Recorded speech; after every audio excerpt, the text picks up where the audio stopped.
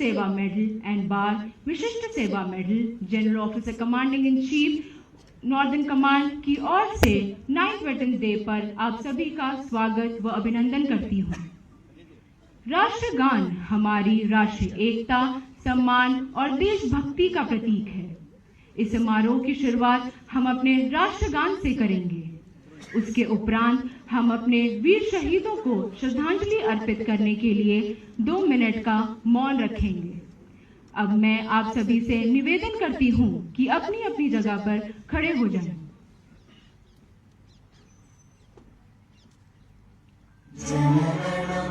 अधिनायक जय हे भारत भाग्य विधाता, पंजाब सिंध गुजरात मराठा द्राविड़ उत्कल गंगा, विंध्य हिमाचल यमुना गंगा उच्चल जलधि तरंगा, तव शुभ नामे जागे, शुभ आशीष मांगे, गाहे तब जय गाथा, जन गण मंगल दायक जय हे भारत भाग्य विधाता, जय हे जय हे जय हे जय जय जय जय हे।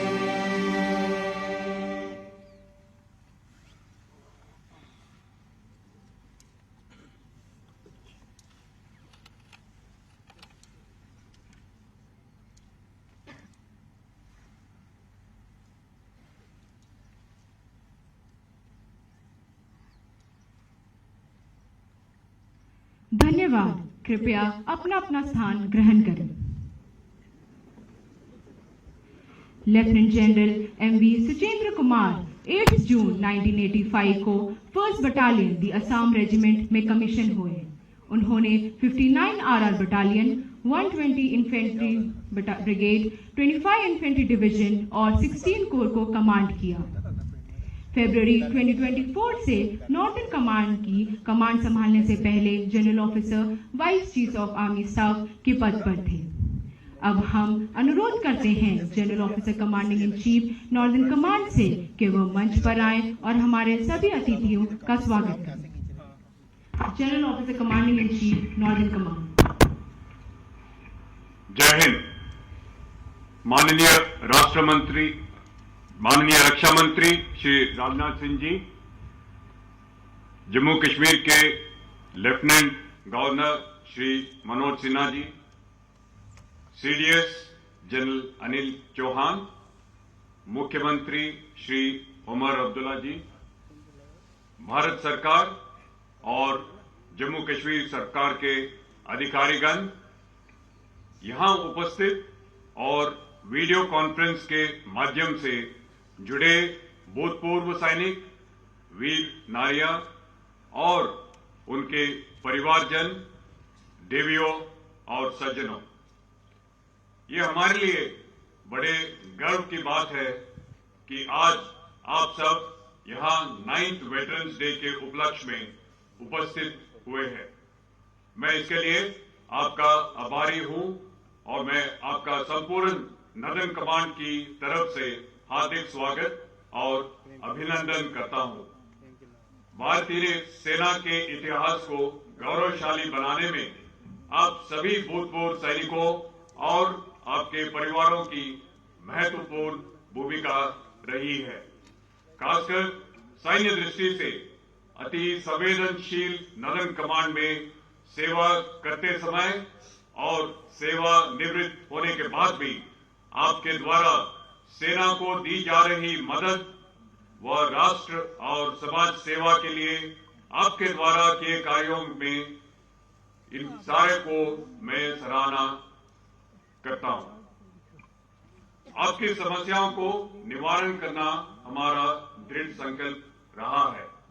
मैं आपको बताना चाहूंगा कि पिछले 1 वर्ष में जम्मू कश्मीर और लद्दाख में लगभग 50 से अधिक वेटरन्स जनसंपर्क कार्यक्रम किए गए हैं, जिसमें हमने आपकी समस्याओं का समाधान करने के लिए निरंतर प्रयास किया है।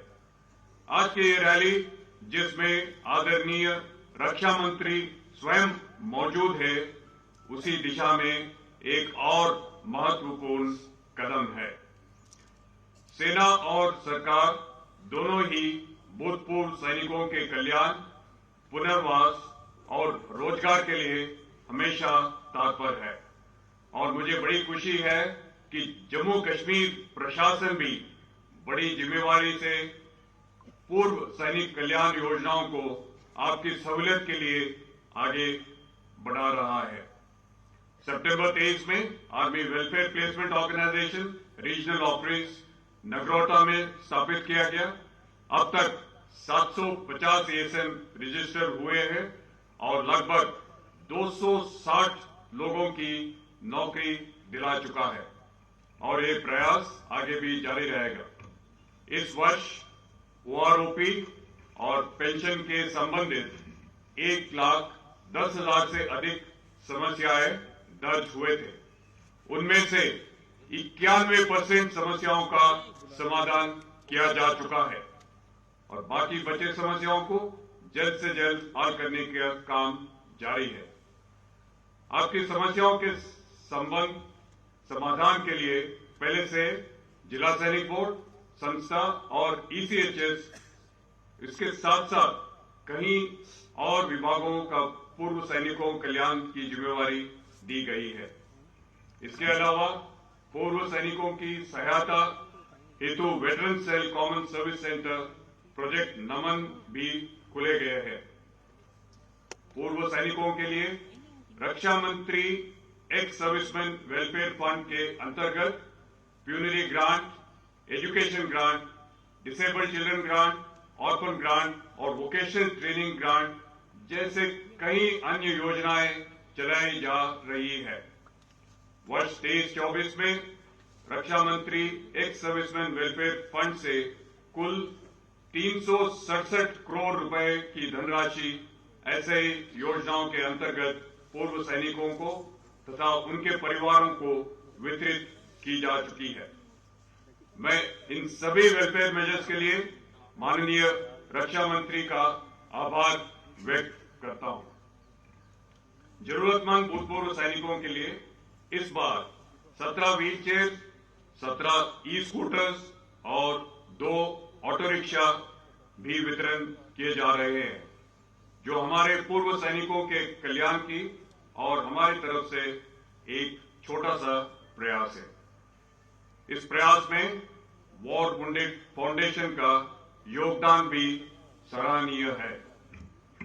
जम्मू कश्मीर में हमारे वीर गति को प्राप्त सैनिकों की एक्स ग्रेशिया राशि को बढ़ाने की लंबी मांग को जम्मू कश्मीर की सरकार ने अनुमति दे दी है और ये राशि 5 लाख से बढ़ाकर 25 लाख रुपए कर दी गई है। सैनिक वेलफेयर डिपार्टमेंट ने पिछले 1 वर्ष में भूतपूर्व सैनिक और उनके परिवारों को विभिन्न ग्रांट्स में वृद्धि की है, जिसमें 8वीं क्लास से 12वीं क्लास के बच्चों के लिए शिक्षा अनुदान को 3 गुना बढ़ा दिया गया है।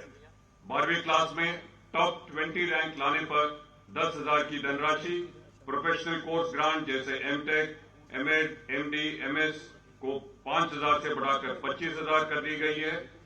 National defence academy, IMA, OTA, Indian air force, Indian navy में सिलेक्शन होने पर 25,000 की धनराशि और लड़कियों के लिए इन्हीं NDA, IMA, OTA, civil service, Indian air force, Indian navy में और जेल के एडमिनिस्ट्रेशन सर्विस में सिलेक्शन होने पर 50,000 की धनराशि प्रदान की जाएगी।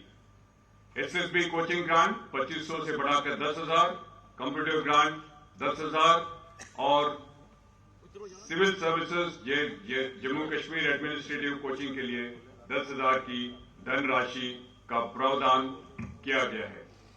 पिछले 1 साल में नदन कमांड में 25 आउटरीच प्रोग्राम्स और 12 एक्स सर्विसमैन रैलीज आयोजित कराए गए हैं।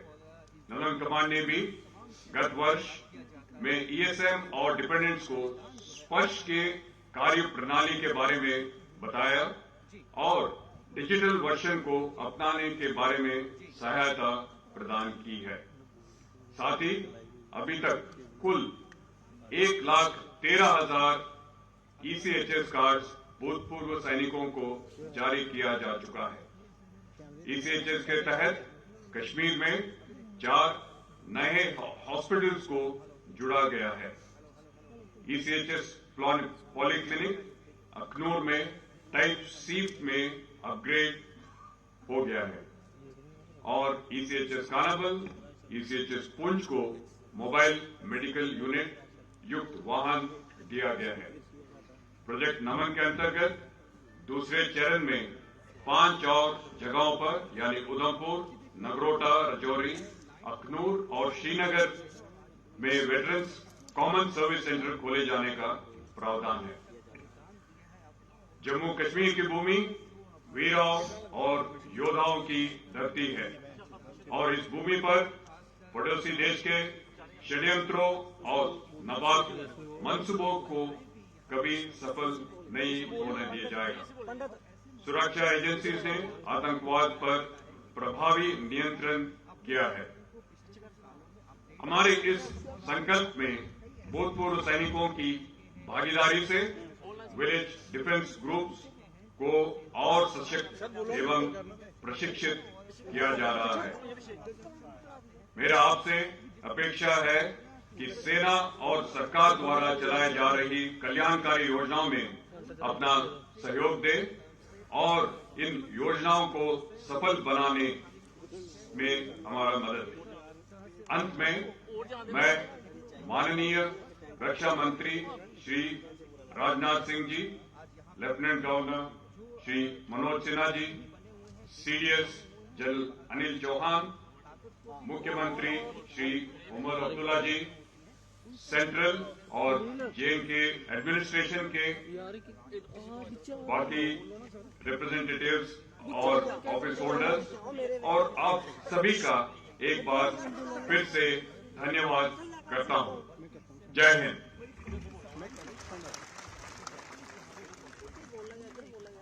अब हम आपके समक्ष एक फिल्म प्रस्तुत करने जा रहे हैं जिसमें पिछले 1 वर्ष में नॉर्दर्न कमांड द्वारा किए गए 3000 से भी अधिक veterans outreach programme, medical camp, education और एम्प्लॉयमेंट अपॉर्चुनिटीज तथा स्किल डेवलपमेंट जैसे महत्वपूर्ण कार्यों का सार है जो हमारे भूतपूर्व सैनिकों के कल्याण के लिए समर्पित है।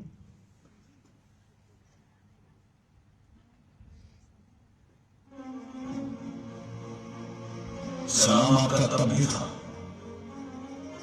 भारत मां की शान को, सलाम आपका भी है इस मिट्टी की पहचान को। वो कहते हैं कि फौजी अमर होता है, वर्दी उतरे चाहे शरीर से नहीं उतरती, कभी दिल और दिमाग से।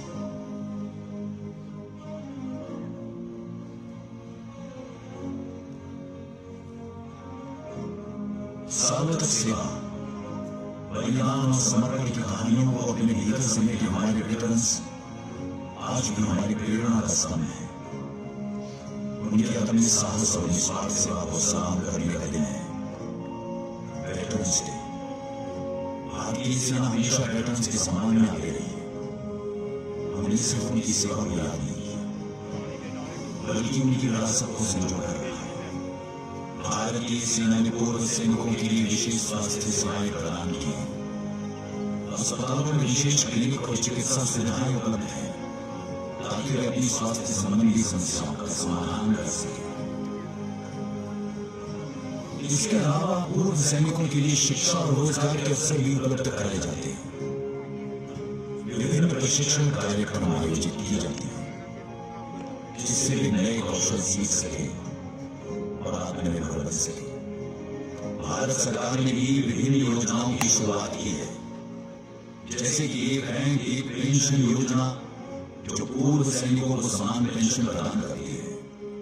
इसके साथ ही सरकार ने पूर्व सैनिकों के लिए रोजगार के अवसर बढ़ाने के लिए कई कार्यक्रम शुरू किए हैं। दिग्गजों के साथ साथ भारतीय सेना ने हमेशा वीर नारियों का समर्थन किया है। सेना ने विशेष योजनाएं बनाई हैं, जैसे कि शिक्षा, रोजगार और मानसिक स्वास्थ्य की सहायता, ताकि ये महिलाएं आत्मनिर्भर बन सके।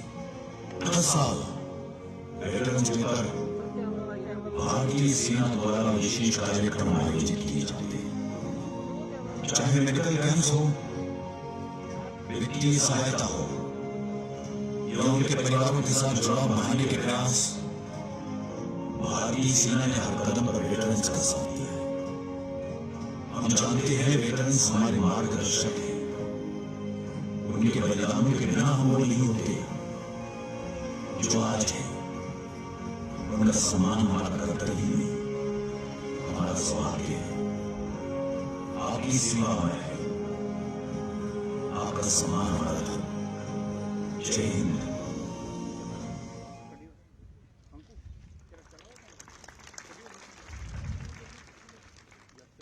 अब आपके सामने आ रहे हैं एपीएस रत्नोटी के विद्यार्थी, जो भारत सरकार द्वारा पिछले एक दशक में शुरू की गई बेटी बचाओ बेटी पढ़ाओ, डिजिटल इंडिया, स्वच्छ भारत और आत्मनिर्भर भारत जैसे अभियानों पर आधारित एक सुंदर प्रस्तुति देंगे। इन बच्चों की ये कोशिश हमें दिखाएंगी कि कैसे ये पहलें हमारे देश को एक उज्जवल भविष्य की दिशा में ले जा रही हैं।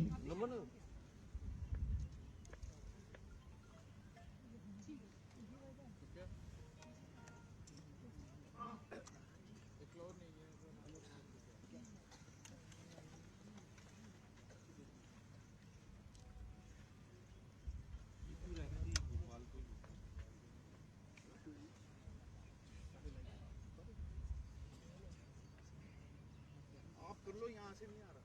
नहीं तो बोलते हैं उधर चला गया तो नहीं बोल कर देंगे सर। जब खड़ा हो जाएगा फिर ही बोलते हैं सर। जब स्पीच शुरू हो जाएगी तब भी बोलेंगे, तब थोड़ा चले गए चलाएंगे। गोपाल जी अब बोलो, इधर से उधर चला जाना तो भाई तेरा या उधर चला जा, इधर इधर आगे देख। मुझे लगता है जाइए।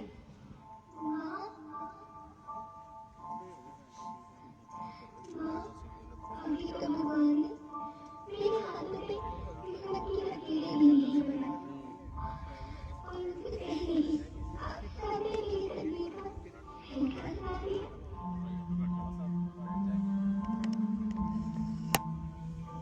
माँ मुझे जी लेने दो, अपनी तरह मैं आपको कभी काम नहीं करूँगी। माँ मुझे स्कूल से इंतजार मत करना, मैं फिर के बाबू अपने आप ही पढ़ने जाऊंगी। और हाँ, पापा की किस्मत मेरी इसकी चिंता ना करे, मैं आपके घर रहकर आपके बुढ़ापे का सहारा बनूंगी।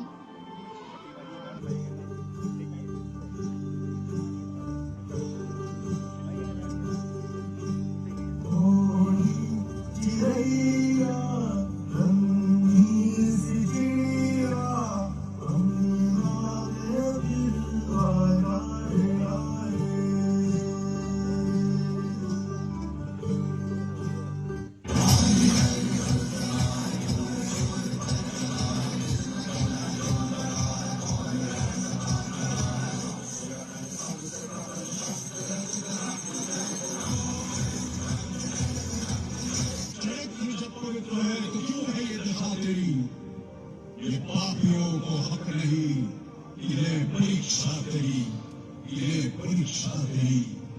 तो खुद की खोज में निकल, तो इसलिए हताश है। चल तेरे वजूद की सड़क पे तलाश है, सड़क पे तलाश है।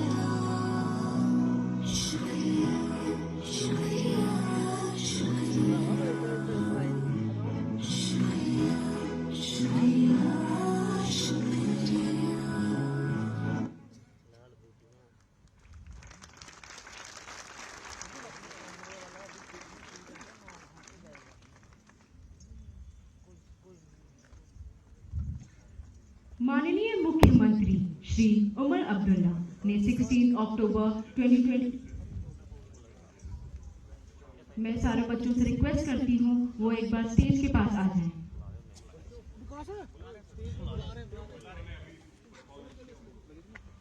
मैं सारे बच्चों से रिक्वेस्ट करती हूँ कि वो स्टेज के पास आ जाएं।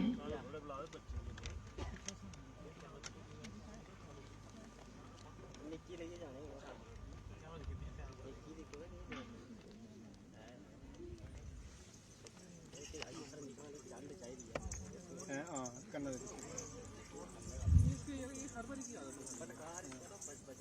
सिखा देना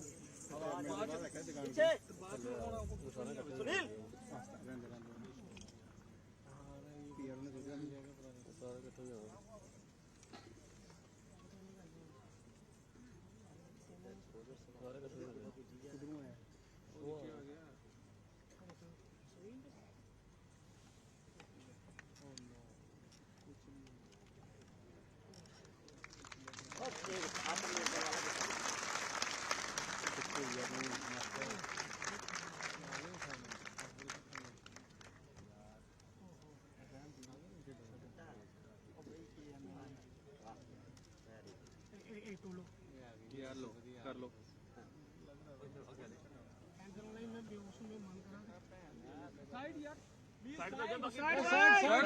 साइड प्लीज आर्मी कैमरामैन अरे हट जाइए प्लीज हमें भी फोटो कर रहे हैं सर फोकस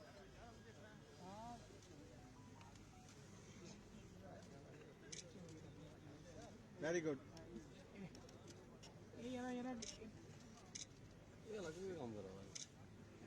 सुनील जी थोड़ा साइड में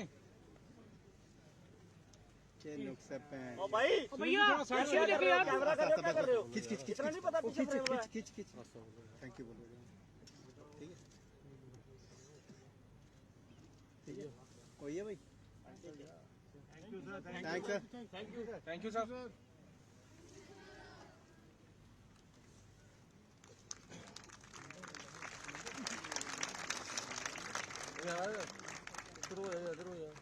बीच में आ रहे हो फुटेज दसी है किसी दिन आओ तो चलेगा आज जो क्लिप बनाई है इसी भेजी होनी कुछ नहीं आ रहा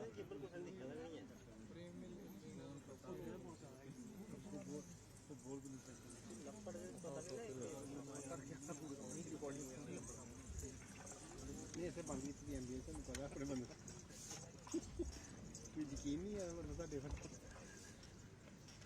बड़ा रेयर चांस मिलता है खड़े होने का अपना मोबाइल भी निकल जाता है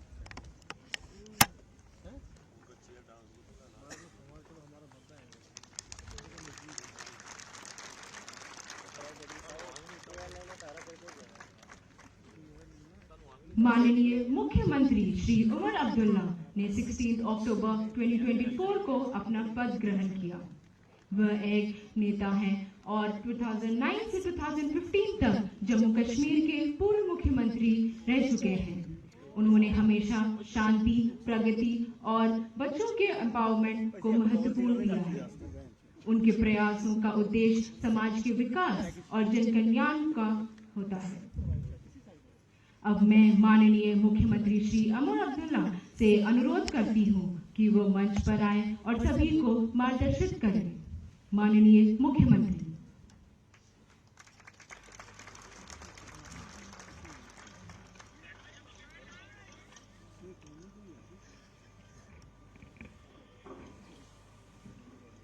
रक्षा मंत्री जनाब राजनाथ सिंह साहब, लेफ्टिनेंट गवर्नर जम्मू कश्मीर जनाब मनोज सिन्हा साहब, chief of defence staff general Anil Chauhan साहब, GOC&C northern command lieutenant general Suchindra Kumar साहब, जम्मू कश्मीर काबीना में मेरे साथी जावेद राणा साहब, सतीश शर्मा साहब, honourable member parliament Jugal Kishore साहब, यहाँ पे आए हुए ऑनरेबल MLA हजरात, आर्मी, मरकजी हुकूमत, जम्मू कश्मीर हुकूमत के तमाम अफसरान, यहाँ मौजूद भाइयों बहनों, मैं आज अपने आप को खुशकिस्मत समझता हूँ कि इस मौके पे जबकि हम 9वीं बार वेटरन्स डे का आज यहाँ मनाने का सिलसिला चला रहे हैं, मैं अपने आप को आपके दरमियान पाता हूँ। अपने काम के सिलसिले में कुछ ऐसे दिन मुझे मिल जाते हैं जो यादगार के तौर पे फिर हमेशा के लिए रहते हैं। ये शायद एक ऐसा ही दिन होगा, क्योंकि मुझे आज आपके दरमियान थोड़ा सा समय बिताने का मौका मिल रहा है, और आप लोग वो हैं जिन्होंने इस मुल्क के लिए सारा कुछ दिया। आपके बारे में जब कहा जाता है तो ये कहा जाता है, वो कहते हैं जब आप घर जाओगे तो उनको वहां पे बता देना कि उनके कल के लिए हमने अपना आज कुर्बान किया। आप वो लोग हो जिन्होंने अपने कल का फिक्र नहीं किया। आप वो हो जिन्होंने अपनी जान की परवाह नहीं की। आप वो जिन्होंने ये कहा कि मुल्क की एकता, मुल्क की अखंडता के लिए हमसे जो भी कुर्बानी मांगी जाए हम वो कुर्बानी देने के लिए तैयार हैं, और आपने दी भी। आपने अपना फर्ज भरपूर तरीके से निभाया। अब हमारा फर्ज है कि हम अपना जो है अपना काम करें और आपका ख्याल रखें। आपने मुल्क का ख्याल रखा, मुल्क का ख्याल रखते हुए आपने हम सब का ख्याल रखा। हम रात को चैन की नींद सोते हैं ये जानते हुए कि सरहदों पे आप जैसे लोग खड़े हैं। आप हैं जो हमारे इस मुल्क के दुश्मनों का मुकाबला करेंगे। आप हैं जो हमारी सुरक्षा का पूरी तरह से बंदोबस्त करेंगे।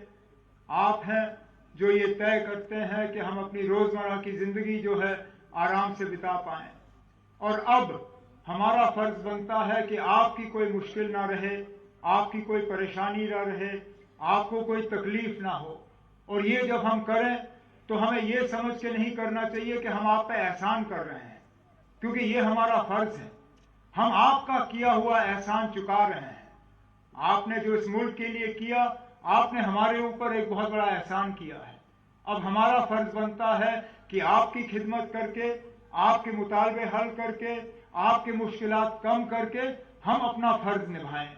और मैं आज इस मौके पे आप सबको यकीन दिलाना चाहता हूं कि जम्मू कश्मीर हुकूमत के तरफ से जितना अभी तक हमने किया है वो हम जारी रखेंगे। लेकिन अगर कहीं पे कोई कोताही रही हो, कोई खामी रही हो, कोई कमजोरी रही हो, तो हमारे तक वो पहुंचा दीजिएगा ताकि हम उसको दुरुस्त करें। हमारी कोशिश रहेगी कि रिक्रूटमेंट में जहां रिजर्वेशन का सिलसिला आपके लिए रखा गया है उसको पूरी तरह से इस्तेमाल किया जाए। जो माली मदद की जाती है, जो स्कीम्स के तहत फाइनेंशियल सपोर्ट आपको मिलता है, उसमें किसी तरह की रुकावट नहीं होनी चाहिए। उसमें वक्त पे आपको जो माली मदद मिलनी चाहिए वो आप तक पहुंच जानी चाहिए। कोशिश ये रही है कि एक सर्विसमैन और हमारे दरमियान जो ताल्लुकात हैं उनको और बेहतर और ज्यादा मजबूत किया जाए। ये कहते हुए मुझे कोई हिचकिचाहट नहीं है कि मेरे मंत्रिमंडल में भी एक पूर्व सैनिक का बेटा जो है वो मंत्री के तौर पे मेरी मदद कर रहा है, सतीश शर्मा साहब। और ये सतीश और मैं मिलके आपको यकीन दिलाते हैं कि जहां कहीं आपको हमारी जरूरत पड़ेगी, जहां कहीं हमारी हुकूमत आपकी रोजमर्रा के मुतालबों और मुश्किलातों में थोड़ी सी भी कमी ला पाएगी, हम जरूर वो आपके साथ कंधे से कंधा मिला के ये काम जो है हम करेंगे। क्योंकि जैसे मैंने कहा, आप लोगों की अब खिदमत करना, आप लोगों की मदद करना ये हमारा फर्ज है, और हम अपना फर्ज जो है पूरी तरह से इसको अंजाम देंगे। आपने मुझे यहाँ बुलाया और बोलने का मौका दिया, उसके लिए मैं आप सबका तहे दिल शुक्रगुजार हूँ। जय हिंद, जय जम्मू कश्मीर।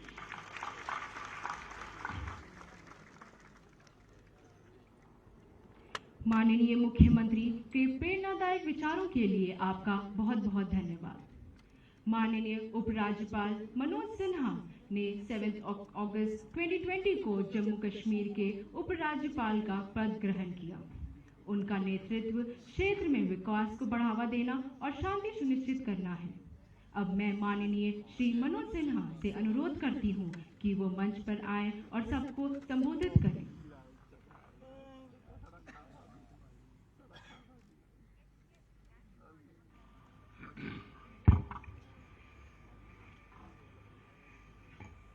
देश के रक्षा मंत्री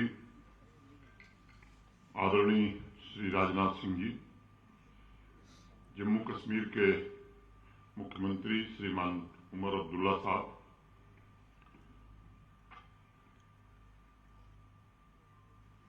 CDS श्री अनिल चौहान जी, जम्मू कश्मीर सरकार के मंत्री श्री जावेद अहमद राणा साहब, दूसरे मंत्री श्री सतीश शर्मा साहब, जम्मू के माननीय सांसद Shri Jugal Kishore ji, army commander lieutenant general Sukhendra A Kumar, इस समारोह में उपस्थित भारत सरकार तथा जम्मू कश्मीर प्रशासन के सभी अधिकारी, सेना के सभी ऑफिसर्स, सभी वेटरन्स, पूर्व सैनिक, उनके परिजन, वीर नारियां, भाई और बहनों, सबसे पहले मैं आप सबको नववर्ष, मकर संक्रांति तथा लोहड़ी की बहुत बहुत शुभकामनाएं देता हूं, बधाई देता हूं तथा निस्वार्थ कर्तव्य एवं बलिदान के प्रतीक सभी वेटरन्स को शीश झुकाकर नमन करना चाहता हूं। यह अखनूर की यह धरती हमारे वेटरन्स के असीम शौर्य के अमिट चरण चिन्हों से अंकित है। इस मिट्टी में 1947, 1965, 71 के युद्धों में वेटरन्स के पराक्रम और पुरुषार्थ की स्वर्णिम गाथाएं गूंज रही हैं। अभी माननीय रक्षा मंत्री जी ने एक म्यूजियम का इनॉग्रेशन किया। वो दृश्य देखने के बाद निश्चित रूप से एक नए प्रकार का रोमांच जिसने भी उसे देखा होगा उसके शरीर में पैदा हुआ होगा। इस धरा को हमारे वेटरन्स ने अपने त्याग, समर्पण और रक्त से सींचने का काम किया है। आज का दिन संपूर्ण राष्ट्र को स्मरण दिलाता है कि अगर हम आत्मगौरव के साथ मस्तक ऊंचा करके दुनिया की तीसरी बड़ी आर्थिक ताकत बनने जा रहे हैं तो उसके पीछे हमारे वेटरन्स का तप भी शामिल है, उनका परिश्रम और बलिदान भी शामिल है। मैं देश के आदरणीय प्रधानमंत्री श्रीमान नरेंद्र मोदी जी तथा भारत के रक्षा मंत्री आदरणीय श्री राजनाथ सिंह जी के प्रति हृदय से कृतज्ञता ज्ञापित करना चाहूंगा, जिन्होंने वीरता और बलिदान के प्रतीक भूतपूर्व सैनिकों के सम्मान में हर वर्ष 14 जनवरी को इस पावन और पवित्र दिवस को एक बड़े उत्सव के रूप में मनाने का फैसला लिया है। इस दिन हमारी सशस्त्र सेना के प्रथम commander in chief field marshal KM Cariappa साहब सेवानिवृत्त हुए थे। लेकिन ये भी बहुत बड़ा तथ्य है कि सैनिक तो कभी रिटायर होता ही नहीं है। उसका रण क्षेत्र अवश्य बदल जाता है, लेकिन राष्ट्र को वैभव के शिखर पर ले जाने के लिए उसकी जिम्मेदारियां कभी कम नहीं होती।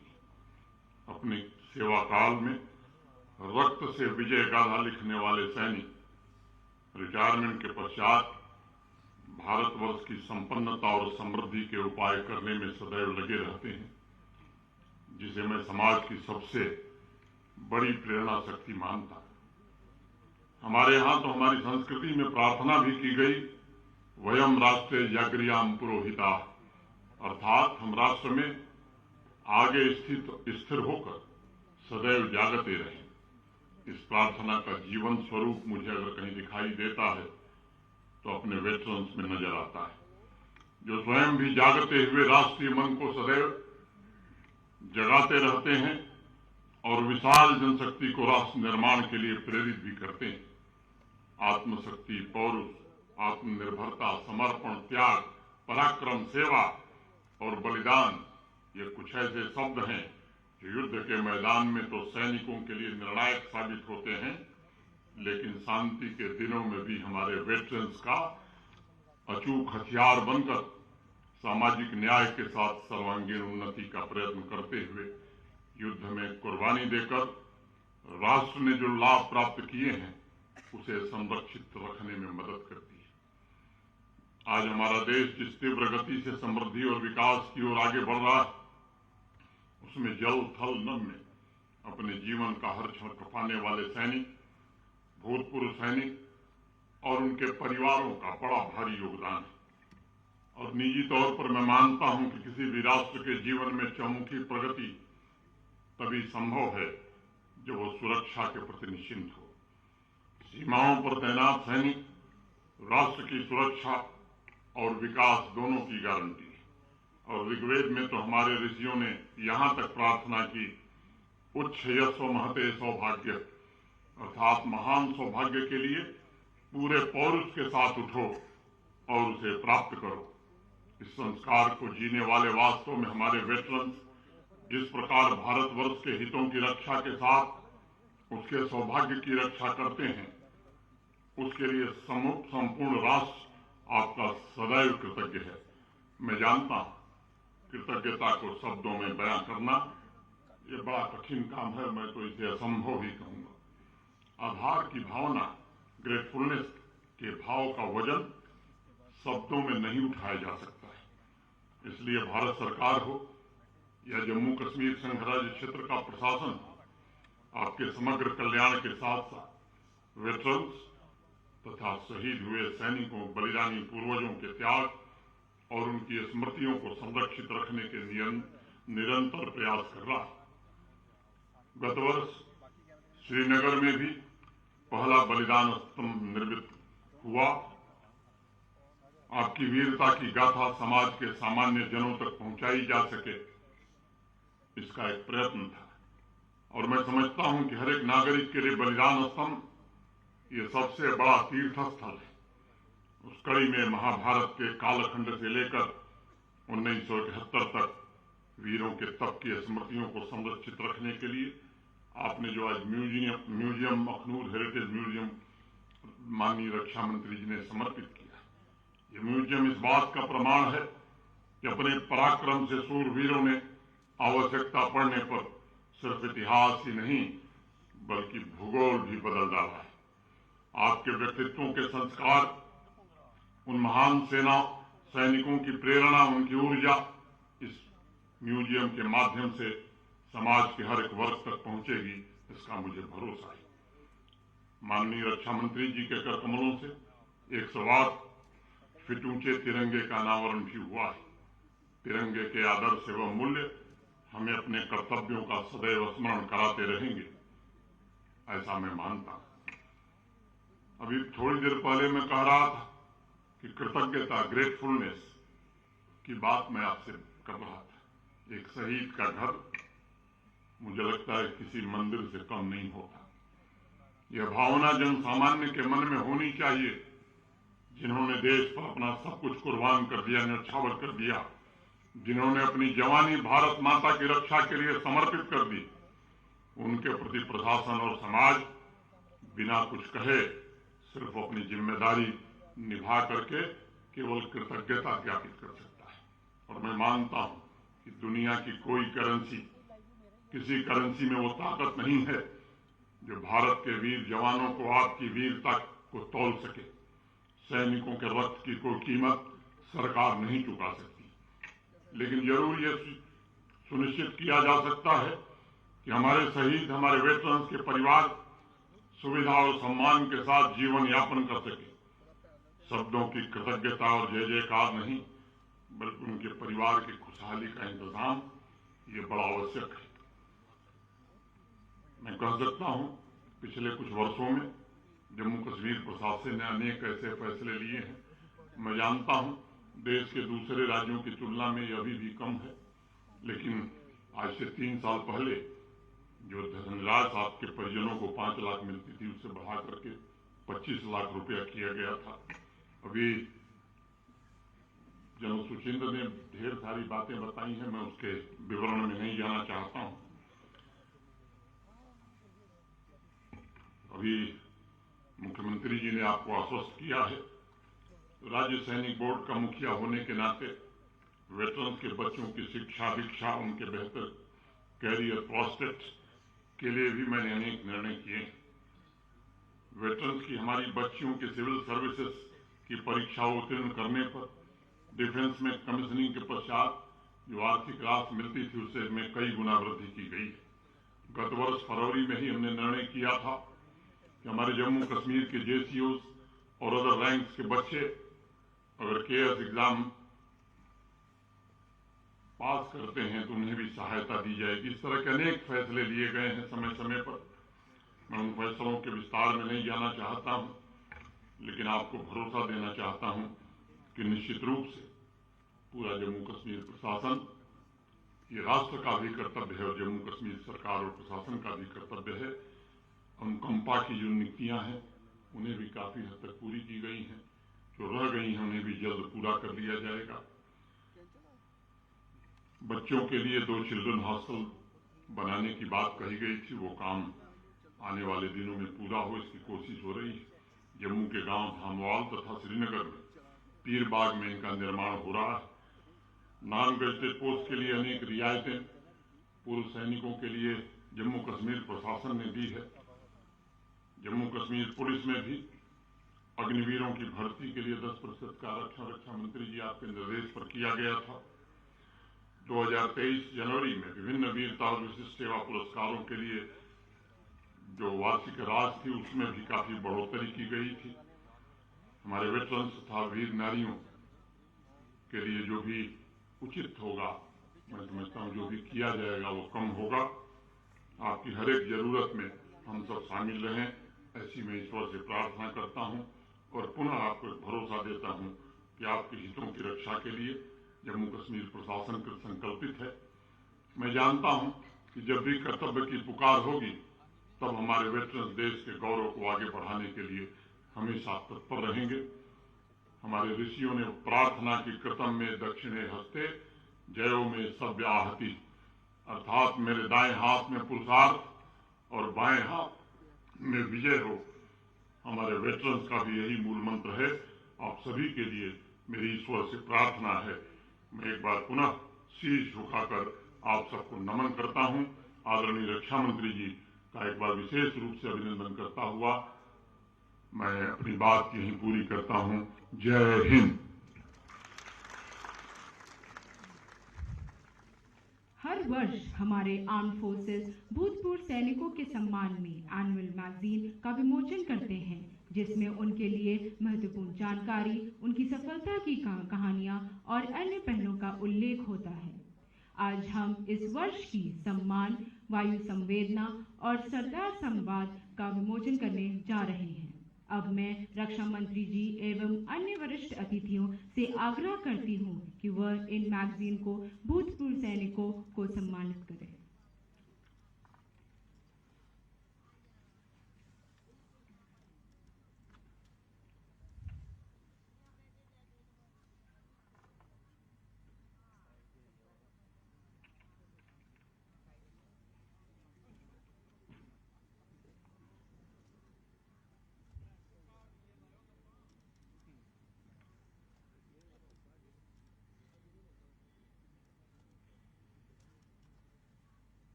धन्यवाद।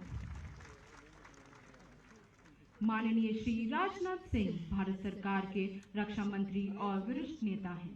उन्होंने तीनों सेनाओं का फोर्स मॉडर्नाइजेशन और आत्मनिर्भर भारत पर विशेष ध्यान दिया है। अब मैं आज के हमारे मुख्य अतिथि माननीय रक्षा मंत्री श्री राजनाथ सिंह से निवेदन करती हूँ कि वह हमारी सभा को प्रोत्साहित करें। माननीय रक्षा मंत्री।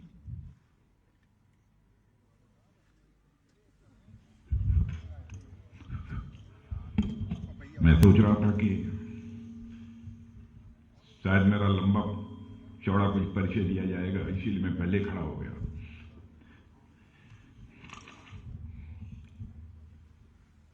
हमारे जम्मू कश्मीर के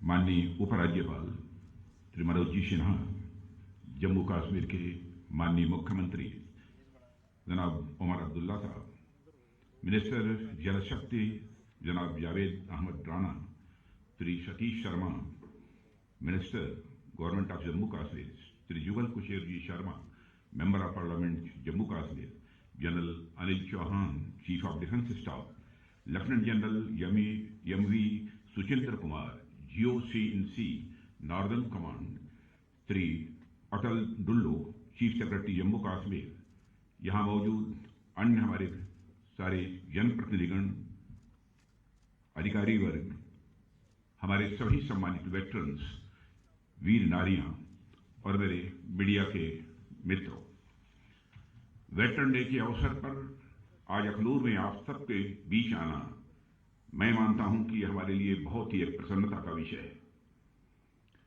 मैं यहां उपस्थित और पूरे देश के सारे वेटरन्स और उनके परिवारजनों को मकर संक्रांति और नव वर्ष की हार्दिक शुभकामनाएं देता हूं।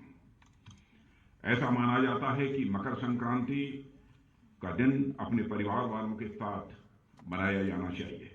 तो आज मैं अपनी लार्जर फैमिली यानी हमारे वेटरन्स के साथ संक्रांति का पर्व मनाने आप सबके बीच यहां आया हूं। साथियों, नाम इसके भले ही अलग अलग हों, लेकिन आज के दिन का उल्लास पूरे देश में एक जैसा ही रहता है।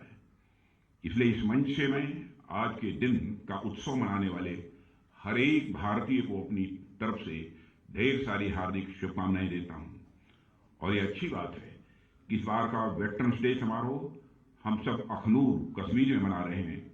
यह निश्चित रूप से हमारे लिए बहुत बड़ा क्षण है, क्योंकि आप देखिए 3 वर्षों से जाने अनजाने में या फिर चाहे अनचाहे सरकारों ने कश्मीर को अलग तरीके से ट्रीट किया है। इसका परिणाम यह हुआ है कि हमारे कश्मीरी भाई बहन कभी भी उस तरह का जुड़ाव महसूस नहीं कर पाए। मैं इतिहास के उन पन्नों को नहीं पलटना चाहता हूं, मैं बस यही कहना चाहता हूं कि वो पुराने दिन अब चले गए। अब हमारी सरकार की सबसे बड़ी प्राथमिकता है कि हमें कश्मीर और देश के बाकी हिस्सों में जो भी थोड़ी बहुत दिलों की दूरियां रही होंगी उसको मिटा देना है। और मैं उमर अब्दुल्ला साहब जो यहाँ के मुख्यमंत्री हैं, मैं उनको बधाई देना चाहता हूं। इस दिशा में उनके द्वारा कदम उठाए जा रहे हैं। सरकार में आने के बाद हम अपने प्रयासों को जमीनी धरातल पर लेकर आए हैं। इस हमारे लिए कश्मीर क्या है यह ज्यादा बतलाने की जरूरत नहीं है। अखनूर में वेटरन डे का मनाया जाना इस बात को साबित करता है कि हमारे दिल में जो स्थान दिल्ली का है वही स्थान अखनूर का है, वही स्थान यह कश्मीर का है। हिमालय की तलहटी में स्थित यह क्षेत्र अपने आप में बहुत ही सुंदर जगह तो है ही, इसके साथ साथ इस स्थान का एक ऐतिहासिक महत्व भी है। कहा जाता है कि यहाँ की गुफाओं में पांडव अपने वनवास के दौरान रुके थे। जो जिस म्यूजियम का आज मैंने लोकार्पण किया है उस म्यूजियम में इसे दर्शाया गया है।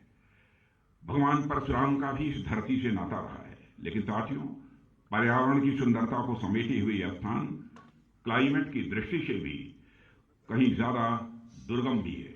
भारत के अलग अलग क्षेत्र से लोग इस स्थान पर आते हैं, यहाँ की प्रकृति का वह आनंद उठाते हैं। लेकिन एक बात यह ध्यान देने वाली है कि जो भी व्यक्ति इस स्थान पर आता है वह इसका अनुभव कर पाता है कि यहाँ पर रहना कहीं ज्यादा चुनौती भरा काम है। लोग तो कुछ दिनों के लिए आते हैं, घूमकर चले जाते हैं, लेकिन आप सब ऐसी जलवायु में भी, ऐसे माहौल में भी तमाम चुनौतियों के बावजूद एकदम मजबूत मुस्तैद होकर हमारी सीमाओं की सुरक्षा करते हैं। मैं समझता हूं ये अपने आप में बहुत बड़ी बात है। यहां पर हमारे सारे वेटरन्स मौजूद हैं। बहुत बड़ी संख्या में हमारे सेना के जवान भारत की सीमाओं की रक्षा करने के लिए और आतंकवाद को शिकस्त देने के लिए अपना बलिदान भी देते हैं। मैं कभी यदि विचार करता हूं कि क्या कारण है, कौन सी वह भावना है कि हमारे सेना के जवानों को देश की सीमाओं की सुरक्षा के लिए अथवा इस आतंकवाद से मुक्ति दिलाने के लिए अपना सर्वस्व न्यौछावर करने की प्रेरणा देती है, तो स्वाभाविक रूप से मैं इस नतीजे पर पहुंचता हूं, मान, सम्मान, स्वाभिमान हर मनुष्य के हृदय की यह बलवती भावना होती है। व्यक्तिगत सम्मान, मान यह होता है, स्वाभिमान होता है। परिवार का और समाज का जिसमें हम पैदा हुए हैं उसका भी मान, सम्मान, स्वाभिमान होता है। जिस देश के हम नागरिक हैं उसका भी एक मान, सम्मान, स्वाभिमान होता है। मान, सम्मान, स्वाभिमान को लेकर ही शायद यह भावना लोगों के अंदर पैदा होती होगी। हम अपना प्राण न्यौछावर कर देंगे लेकिन अपनी देश की सीमाओं की सुरक्षा करके ही रहेंगे, यह संकल्प उनके मन के अंदर पैदा होता है। जिस समय हमको आजादी हासिल नहीं हुई थी उस समय चंद्रशेखर आजाद, सरदार भगत सिंह, अशफाक उल्लाह जैसे जवानों ने हंसते हंसते भारत माता की पैरों में पड़ी बेड़ियों को काटने के लिए अपना सर्वस्व बलिदान कर दिया। कौन सी वह प्रेरणा थी जिसने उन्हें अपना सर्वस्व बलिदान करने की भावना उनके अंदर यह पैदा की? वह प्रेरणा थी मान, सम्मान और स्वाभिमान की, देश के मान, सम्मान और स्वाभिमान की भावना, जिसके लिए उन्होंने अपना सर्वस्व न्यौछावर किया। चंद्रशेखर आजाद इसी इलाहाबाद के कंपनी गार्डन में अपनी रिवॉल्वर की गोलियों से अपने अंग्रेज दुश्मनों को भूनते भूनते जब रिवॉल्वर की अंतिम गोली शेष बची तो उन्हें इस बात की चिंता सताने लगी कि कहीं विदेशियों के रिवॉल्वर की विदेशी गोली हमारे जिस्म में प्रवेश कर हमारे जिस्म को नापाक न कर दे। इसलिए उन्होंने अपने रिवॉल्वर की अंतिम गोली अपने ही सीने में दाग लेने का काम किया था। तब जाकर यह भारत आजाद हुआ है। कौन भूल सकता है उस अशफाक उल्लाह खां को? 21 साल की जवानी थी, मां कहती थी बेटा शादी कर ले, लेकिन अशफाक उल्लाह के दिल में तो आजादी हासिल करने की दीवानगी थी। बार बार वह मां के आग्रह को टाल देता था। लेकिन अंग्रेजों की हत्या करने के मामले में जब फांसी की सजा हुई, फांसी के तख्त पर ले जाया गया, तो मजिस्ट्रेट ने पूछा, बोलो अशफाक उल्लाह, तुम्हारी अंतिम मुराद क्या है? जो भी तुम्हारी अंतिम मुराद होगी यह संदेश तुम्हारी मां तक पहुंचा दिया जाएगा। बहादुर अशफाक उल्लाह, राष्ट्रीय स्वाभिमान के धनी अशफाक उल्लाह खां ने मुस्कुराते हुए यह कहा कि मेरी मां की अंतिम इच्छा थी कि अशफाक उल्लाह उसका बेटा शादी कर ले। आज मैं यहां पर खड़ा हूं, जाकर मेरी मां तक यह संदेश पहुंचा दे कि तुम्हारा बेटा आज फांसी के तख्त पर खड़े होकर तुम्हारी मुराद पूरी करने जा रहा है। यह स्वाभिमान की भावना थी, राष्ट्रीय स्वाभिमान की भावना थी, जिसने चंद्रशेखर आजाद, सरदार भगत सिंह, अनगिनत ऐसे लोग हैं जिनको कि देश के लिए अपना सर्वस्व न्यौछावर करने की प्रेरणा दी।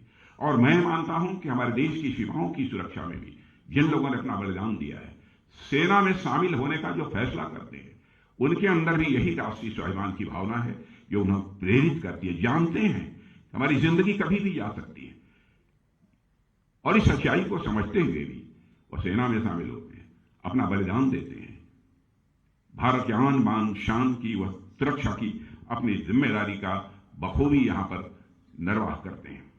आज यदि वेटरन्स डे पर यहां पर मौजूद हूं तो मैं शीश झुकाकर सारे वेटरन्स को और उनके सभी परिवार के सदस्यों को जहां मैं नमन करता हूं, वहीं पर आप सबके बीच यहां पर खड़ा हूं।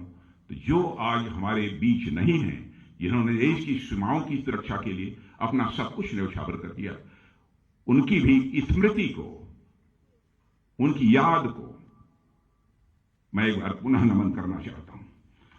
साथियों, बातें बहुत सारी हैं, बहुत विस्तार में नहीं आना चाहूंगा, लेकिन वेटरन्स का जहां तक प्रश्न है, वेटरन्स के लिए सरकार ने बहुत सारे कदम उठाए हैं।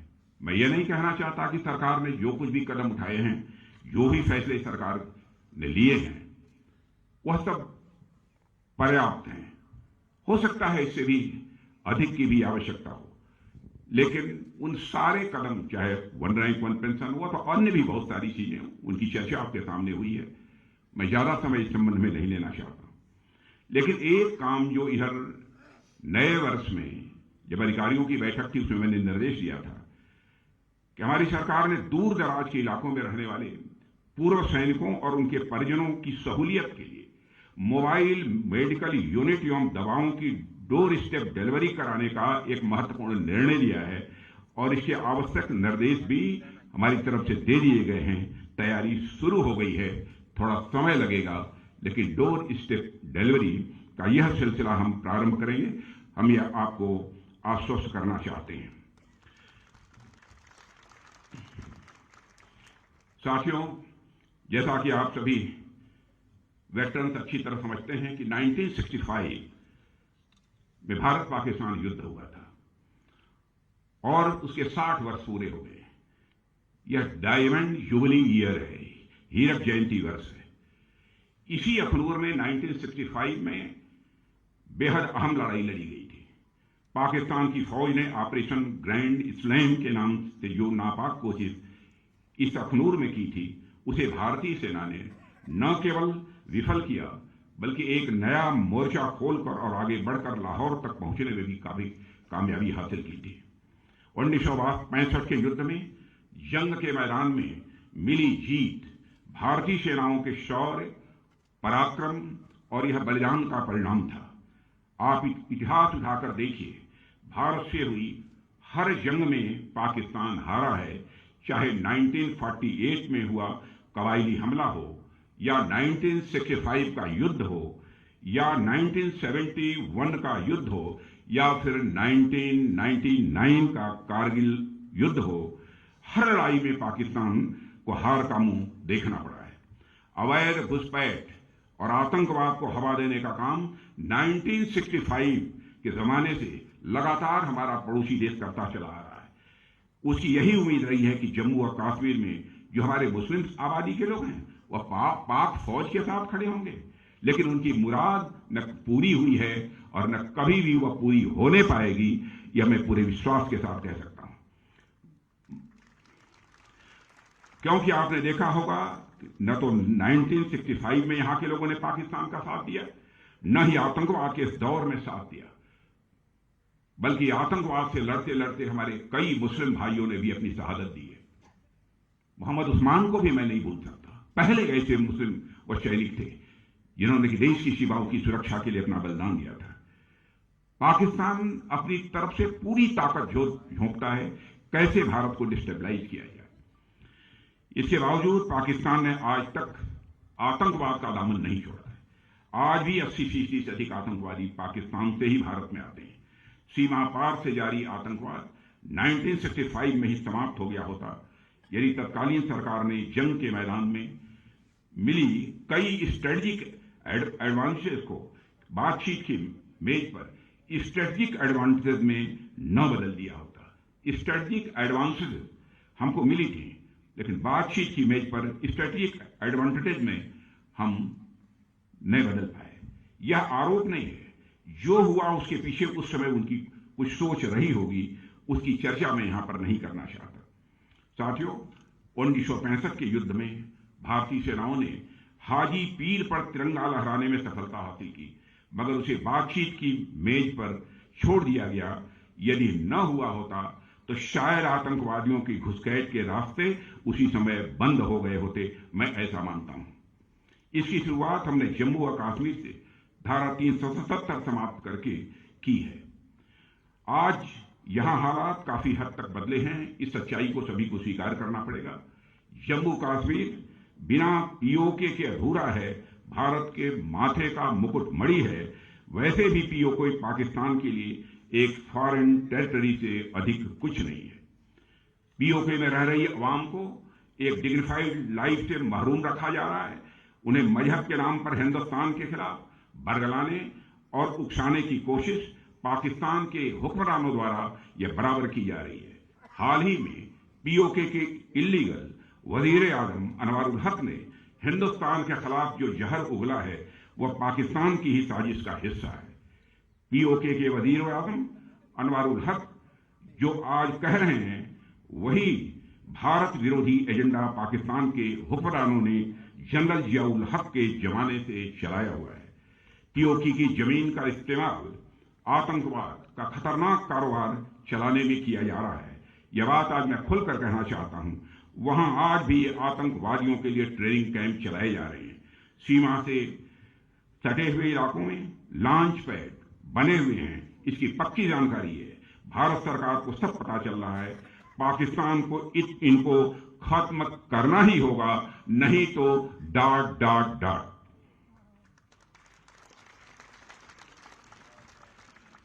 साथियों, आज के अवसर पर बहुत सारी बातें थी जो मैं आप सबके सामने रखना चाहता था, लेकिन हमारे पूर्व वक्ताओं ने भी विस्तार पूर्वक बहुत सारी चर्चा आपके सामने कर दी है, इसलिए उस विस्तार में मैं बहुत अधिक नहीं जाना चाहता हूं। अपनी बात को और आगे न बढ़ाते हुए यहीं पर एक बार पुनः आप सब वेटरन्स जो यहां पर मौजूद हैं, हमारी जो वीर नारियां यहां पर मौजूद हैं, और सारे भारत के जो हमारे वेटरन्स और वह भी वेटरन्स जो दुनिया के दूसरे देशों में भी रहते हैं, वहां भी कामकाज कर रहे हैं, उनको और उनके परिवार के प्रति हृदय से सम्मान की अभिव्यक्त करते हुए और मकर संक्रांति नव वर्ष की पुनः हार्दिक शुभकामनाएं देते हुए अपना निवेदन यहीं समाप्त करता हूं।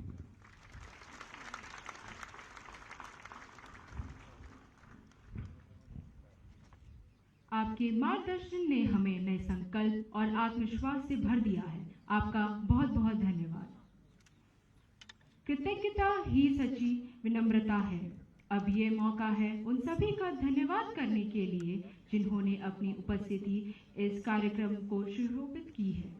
इसके लिए मैं बुलाना चाहूंगी ब्रिगेडियर गुरमीत सिंह शान, रिटायर्ड सेक्रेटरी राज्य सैनिक बोर्ड जम्मू कश्मीर। ब्रिगेडियर गुरमीत सिंह शान।